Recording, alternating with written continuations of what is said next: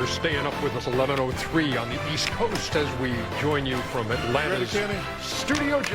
11:30. Yeah, I'd say 11:30. That'd be a good time to but that's actually 12:30. Oh, well, right. no, so we getting the hell out of here. No, before you don't push the clock ahead until 2 o'clock in the morning. Well, we planning ahead. Went to Auburn. We planning ahead. I agree with Chuck. You're living in the future. You're planning a big ass head. That's what you're planning. But welcome everybody. Thanks for being with us. What do you say we jump into these highlights? Yes, indeed. Didn't we just watch this game? We did. Kristaps Porzingis back in there tonight for Golden State coming off the bench. SGA. And OKC coming in at 49-15, best record in the biz. And he's also coming in with a streak of 124 straight games with at least 20 points. One behind Wilt. Yes, indeed. You may have heard about that. Yes, indeed. Kenrich Williams connecting from deep. Yeah, this was an interesting basketball game. In what way for you? Well, just the Warriors, you know, if you just play hard, all NBA players can play. The only thing separate NBA teams from each other is stars. All the players are all good players, but the difference is always going to be if you got one or two stars. That's what something Draymond. Yeah, Draymond hit a few threes in this one. Or if you have two guys that can become stars. Well, everybody can't become a star. Everybody can't become a star. Johnson of the Hawks became a star. Everybody can't become a star. That's not true. Oh, he's a star, Ken. Right off the noggin of Lou Johnson of the Hawks. Hey, hey, let's stick to this game for right now. Any chance of that? I'm going to take Gui Santos there. Okay, makes it 99-97.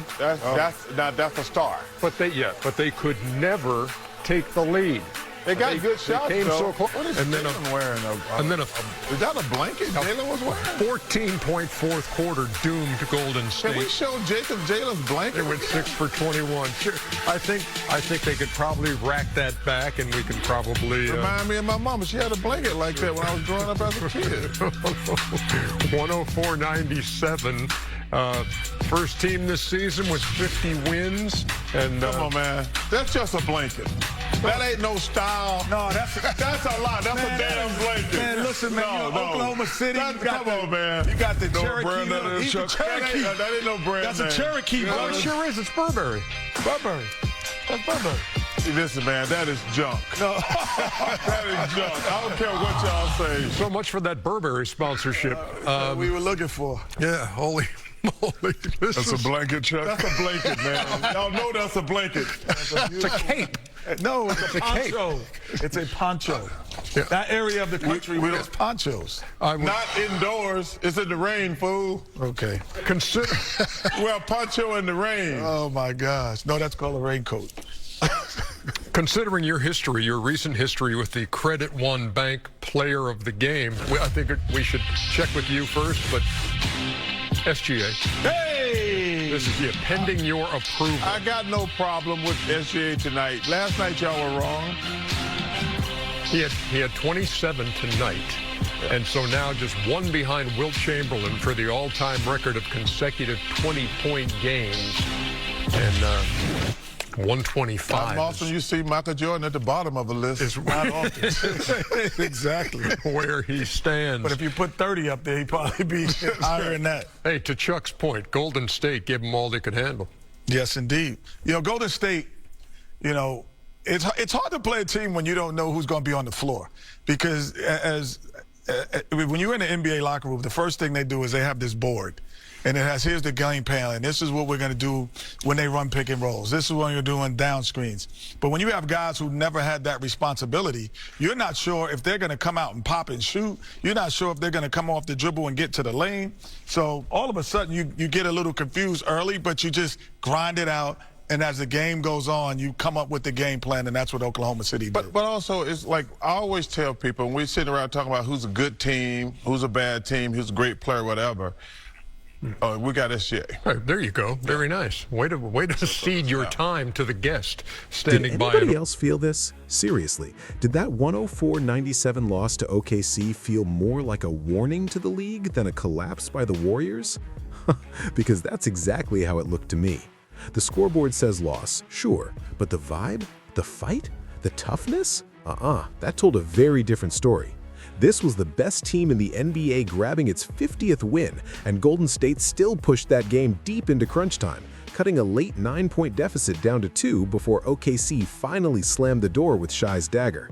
That matters. That absolutely matters. And NBC's post-game crew saw it too. They said the Dubs had fight, compete, no quit.